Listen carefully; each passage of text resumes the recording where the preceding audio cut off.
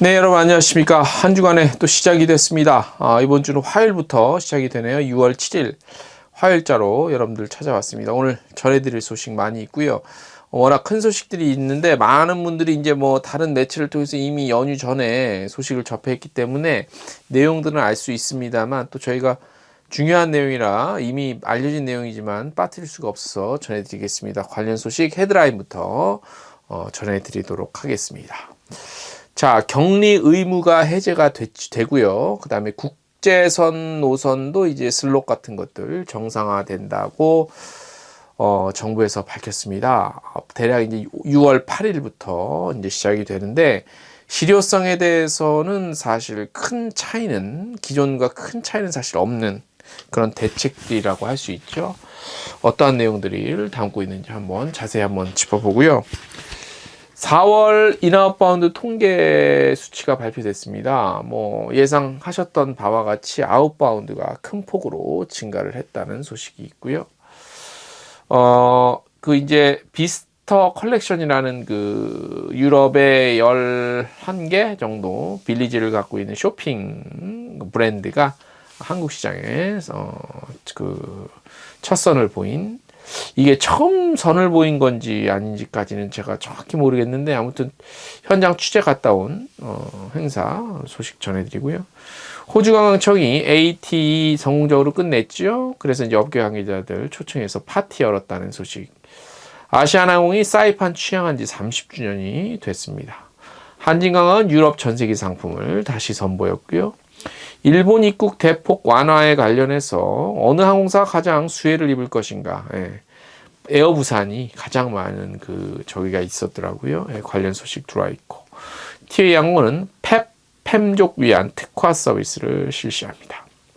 에어서울은 광화문에 커피빈 매장이 있는데 여기다가 괌 컨셉의 어떤 존을 오픈을 했습니다. 외국인 단체 관광객 코로나19 처음으로 제주 방문했고요. 트립닷컴은 다양한 ESG 캠페인을 실시한다고 합니다.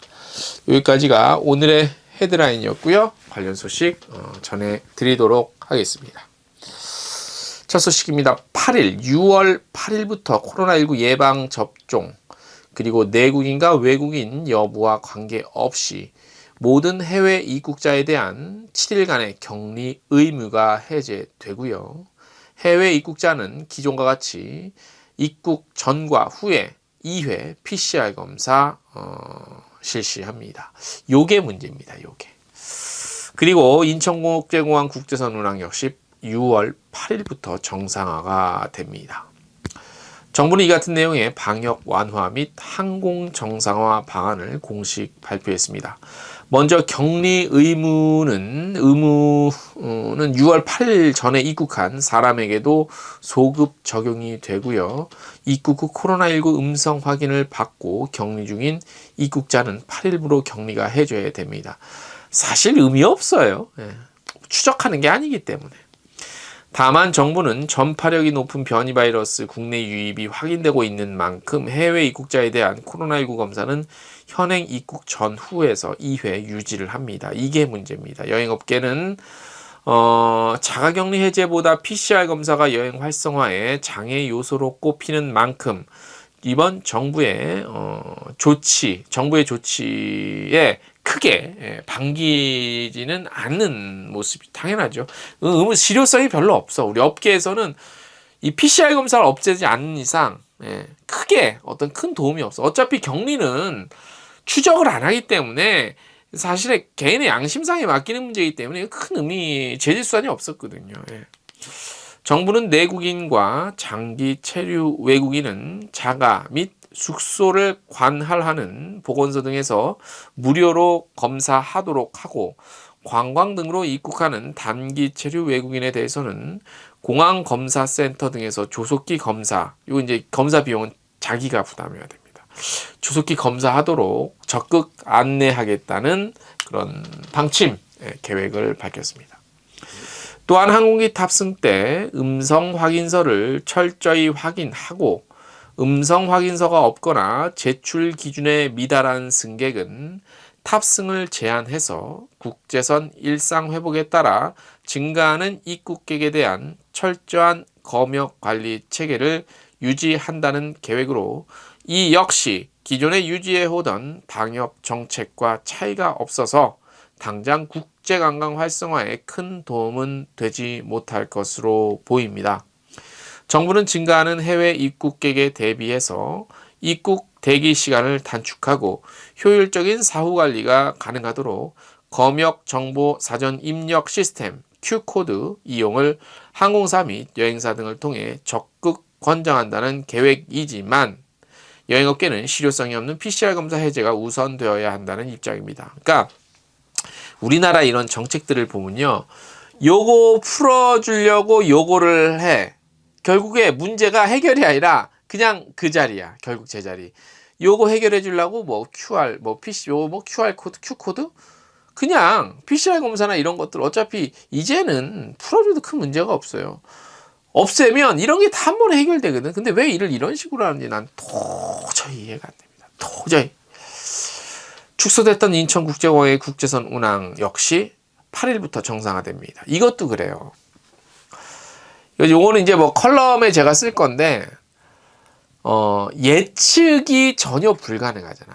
불과 한 달 전에 올해는 50%까지만 열겠습니다라고 해놓고선, 물론 빨리 풀려서 좋긴 좋지만, 어느 정도 그래도 예측이 가능하면 미리 선제 업계에서 대응할 수 있고, 좀 더 뭐 모객이라든지 이런 거에 굉장히 능동적으로 적극적으로 할 수 있는데, 비즈니스 활동을. 근데 이런 식으로 전혀 예측 불가능하게 해버리면, 좋은 일이라 하더라도 우리 업계 입장에서, 그러면 정말 시간적으로 낭비하는 게 얼마나 그 흠이에요. 아예 그냥 그 당시 발표할 때 올해는 50%까지만 항공노선도 국제선 항공노선도 정상하겠다. 이게 하지 말고 상황에 따라서 빨리 될 수 있으면 하겠다. 이렇게 했으면 모르는데, 그렇게 해놓고선 또 갑작스럽게 이렇게 막 정상화 막 팍 풀어버리면 예측이 전혀 불가능. 이게 더 큰 굉장한 리스크라고 할 수 있는 거예요, 사실. 당초 국토부가 이제 말씀드린 바와 같이 50% 회복 밝혔죠, 올해. 그죠? 올해는. 자, 그래서 아무튼 2020년 4월부터 시행 중이었죠. 인천국제공항 그 슬롯 제한과 비행 금지 시간, 요거 이제 2년 2개월 만에 해제하는 겁니다. 그래서 인천공항 시간당 항공기 도착 편수는 코로나 사태 이후 20대로 축소됐지만 8일부터는 코로나19 이전 수준인 40대로 늘어납니다. 오후 8시부터 다음날 오전 5시까지인 비행 금지 시간도 사라지고요. 24시간 운영되고요. 국제선 운항 규모도 애초 계획보다 빠르게 확대가 됩니다. 국토부는 당초 국제선 운항 규모를 매월 주당 100에서 300회씩 단계적으로 늘려 연내 국제선 좀 이렇게 빨리 좀 이렇게 하려고 했던 것들도 있었죠. 자, 국토부는 이제 구체적으로 말씀을 드리면 6월 국제선 증편 규모를 당초 계획보다 주 130회 늘어난 주 230회 증편한 데 이어 8일부터는 증편 규모 제한 없이 항공 수요에 따라 공급하고요. 그리고 이제 또 객실 승무원 보호 장비 착용, 승무원 전용 화장실 운영 등의 규제도 이제 해제가 되고, 이런 부분들은 해제가 많이 됩니다. 좋긴 좋은데 예측을 좀 가능하게 정책을 해주셨으면 좋겠어요. 플리즈. 예. 다음 소식, 4월달 인원 아웃바운드 통계가 나왔습니다. 4월은 코로나 팬데믹 이후에 해외 출국이 가장 많았습니다. 지난해 같은 기간이죠. 4월, 작년 4월 7만 1,302명 대비 무려 201.9% 성장한 21만 5천여 명으로 집계됐습니다. 인바운드 역시 지난해 같은 기간 7만 100여 명 대비 82%가량 증가한 12만 7,900여 명으로 집계가 돼서 굉장히 많이 늘어났죠. 아마 5월 통계 더 많이 나올 것 같고요. 그러니까 직전 달이죠. 지난 3월과 비교해도 성장이 확연합니다. 3월 아웃바운드 14만 5천여 명이었고요. 인바운드 9만 6천여 명이었죠. 이는 해외 입출국 방역 관련 조치들이 잇따라 해제 또는 완화되면서 향후 성장폭은 더욱 커질 것으로 보입니다. 지역별 인바운드 상황 살펴보겠습니다. 중국, 선전, 지린, 상하이 등 연이은 도시 봉쇄가 지속돼서 전년 동월 대비 오히려 39%가량 감소했습니다. 일본은 양국 간 관광 목적 방문객에 대한 입출국 제한이 지속되고 있지만 전년 동기 대비 155%가량 증가했네요. 중국이랑 일본을 제외한 아시아 중동은 전년 동월 대비 88%가량 증가했네요.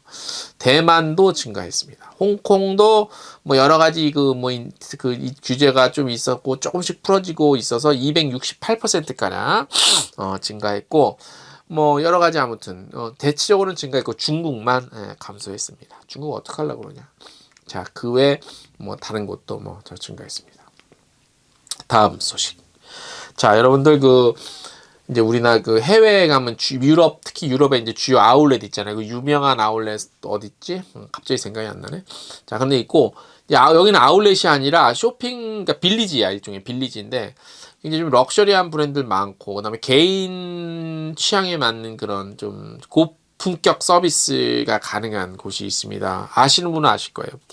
비스터 컬렉션이라고 있는데, 여기 이제 지난주에 대표단이 한국을 와서 행사를 했습니다. 소개하는 우리 업계 관계자들 대상으로 지난 5월 31일 포시즌 호텔에서 컬렉션, 한국 시장에 비스터 컬렉션을 알렸습니다. 비스터 컬렉션이 무엇이냐 혹시 모르시는 분들, 전 세계 유럽, 특히 유럽 쪽 집중되어 있습니다. 11곳에 위치한 럭셔리 쇼핑 빌리지입니다.